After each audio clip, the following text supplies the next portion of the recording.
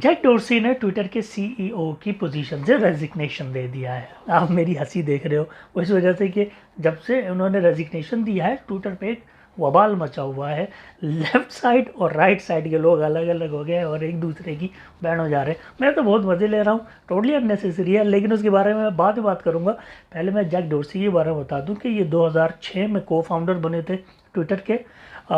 CEO की position पे आते जाते रहे हैं क्योंकि वो ट्विटर के अलावा दूसरी कंपनीज के भी सीईओ हैं। सबसे मशहूर कंपनी उनकी ऑनलाइन पेमेंट कंपनी स्क्वायर है, उसके भी सीईओ है। तो ट्विटर की तरफ से काफ़ी प्रेशर था जैक डोर्सी के ऊपर। ट्विटर के जितने भी एग्जीक्यूटिव्स हैं वो चाहते थे कि एक ऐसा बंदा आए इस सीट के ऊपर जो सिर्फ ट्विटर के ऊपर फोकस करे और उसके जो है ना हाथ पाँव आगे पीछे ना फैले हुए हों। पिछले साल भी उनके ऊपर जोर दिया गया था, तो इस साल उन्होंने बोला कि बस that's it, my time is up, और ट्विटर जो है आगे बढ़ने के लिए तैयार है। और साथ साथ उन्होंने अपना बयान ट्विटर पे जारी किया और जो नए सीईओ हैं उनके बारे में ये कहा कि मुझे उनकी सलाहियतों पे भरोसा है, आई एम वेरी कॉन्फिडेंट, और अपनी लीडरशिप से ट्विटर को आगे लेके जाएंगे। अब सवाल उठता है कि नया सीईओ कौन है। नया सीईओ पराग अग्रवाल है, जो कि इंडियन नेटिव है, इंडिया में पैदा हुए, आईआईटी की उन्होंने डिग्री हासिल की, फिर अमेरिका शिफ्ट हो गए। 2011 में उन्होंने ट्विटर ज्वाइन किया, फिर उसके बाद सीटीओ बने ट्विटर के, अब सीईओ बनने जा रहे हैं। पराग अग्रवाल सीईओ की सीट को कितना जस्टिफाई कर पाएंगे ये तो डिपेंड करता है कि जब वो सीट संभालेंगे और फिर उसके बाद जो भी पॉलिसीज़ उन्होंने अपनानी है या ट्विटर को कितना आगे ले जाना है वो डिपेंड करता है। लेकिन पराग अग्रवाल को अभी से ही कंट्रोवर्शियल बना दिया गया है। जब से पराग अग्रवाल का नाम अनाउंस हुआ है लेफ्ट एंड राइट विंग की जंग छिड़ गई है, जो मैं समझता हूँ कम्प्लीटली अननेसेसरी है। इंतहाई फार ट्रोल्स ने उनकी तकरीबन एक दिहाई पुरानी ट्वीट जो है वो शेयर की, जिसमें पराग ने मुसलमानों, एक्सट्रीमिस्ट और रेसिज्म के बारे में बात की थी।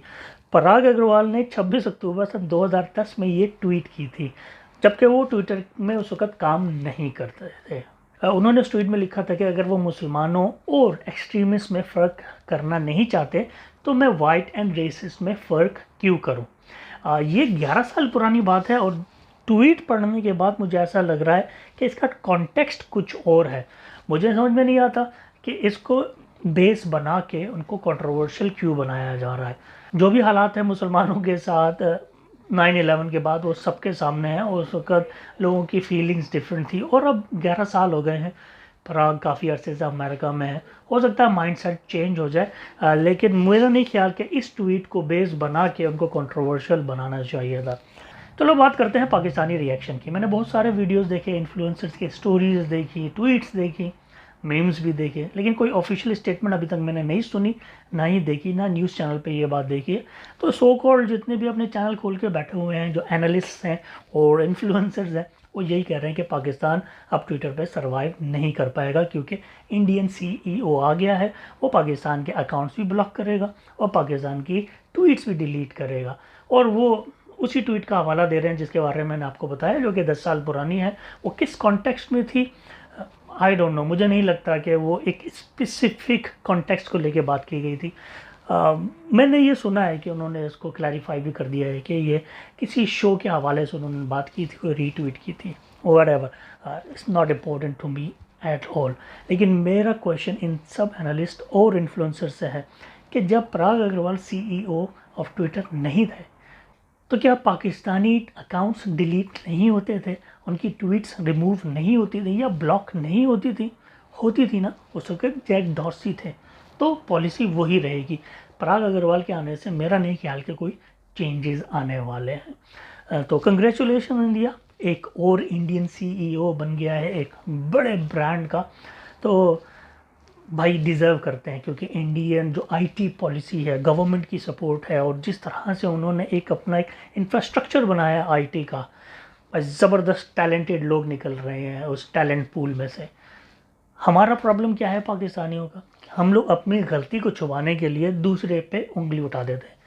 सिंपल सी बात है, हमारी जो आईटी पॉलिसी है गवर्नमेंट की वो इतनी स्ट्रांग नहीं है। हमने आईटी इंफ्रास्ट्रक्चर अपना बनाया ही नहीं, उसके बारे में सोचा ही नहीं, हमने टैलेंट पूल बनाने का सोचा ही नहीं। अभी पॉलिसीज़ बना रहे हैं डिजिटल पाकिस्तान के हवाले से, बहुत टाइम लगेगा। इंडिया को कम से कम 15-20 साल लगे हैं इस पोजीशन में आने के लिए, तो हमें भी कम से कम इतना ही टाइम लगेगा, और हो सकता है इससे भी ज़्यादा लग जाए, क्योंकि इंडियन मार्केट इस वक्त बहुत बड़ी है, उसको सैचुरेट करना और उसको श्रिंक करना बहुत मुश्किल होगा। बट अपने आप को इस काबिल बनाओ कि बड़ी कंपनियों में काम करो, वहाँ के CEO बनो, फिर आंखों में आंखें डाल के बात कर सकते हो। We are nothing, simple is that. हम IT इंडस्ट्री में इस काबिल ही नहीं है कि भाई कोई बड़ी पोजीशन पे बैठ सकते हैं, क्योंकि वो ट्रस्ट नहीं है ना, क्योंकि हम लोगों ने वो इंफ्रास्ट्रक्चर ही बिल्ड नहीं किया। इस वक्त इंडिया में पैदा हुए इतने सारे IT प्रोफेशनल हैं जो बड़े बड़े ब्रांड्स के CEO हैं, गूगल, माइक्रोसॉफ्ट, एडोब, IBM और ट्विटर। इसके अलावा बहुत सारी बड़ी कंपनियां हैं, लेकिन ये बड़े नाम हैं जो मैंने आपके सामने गिनवाए हैं। तो भाई शोर किस बात का है, ये पहला CEO नहीं है जो इंडियन है। तो जो मैंने आपको कंपनियों के नाम गिनवाए हैं ना, इनके CEO भी तो इंडियन है। तो फिर आप माइक्रोसॉफ्ट यूज़ करना छोड़ दो, गूगल यूज़ करना छोड़ दो, एडोब यूज़ करना छोड़ दो। क्या बात करते हो यार, फजूल किस्म की बातें ना किया करो। ट्विटर को अगर यूज़ करना है तो करो। वैसे भी ट्विटर प्लेटफॉर्म को मैं ये समझता हूँ कि हर कोई आगे अपना गुस्सा ही निकालता है और कुछ नहीं है। It's a fucked up platform, completely fucked up. I don't like Twitter at all.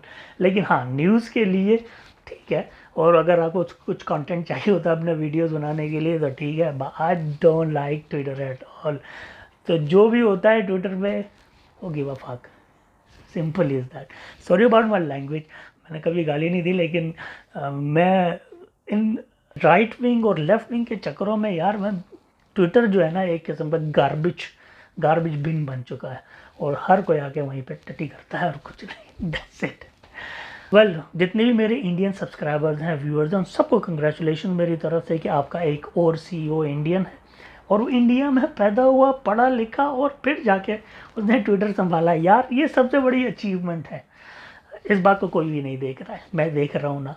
So we should appreciate other people's achievement, नया कि उनको कंट्रोवर्शियल बनाया जाए। दैट्स इट गाइस, मेरा यही रिएक्शन था। अपना बहुत ख्याल रखिएगा, स्टे से खुश रहें। अस्सलाम वालेकुम, गुड बाय।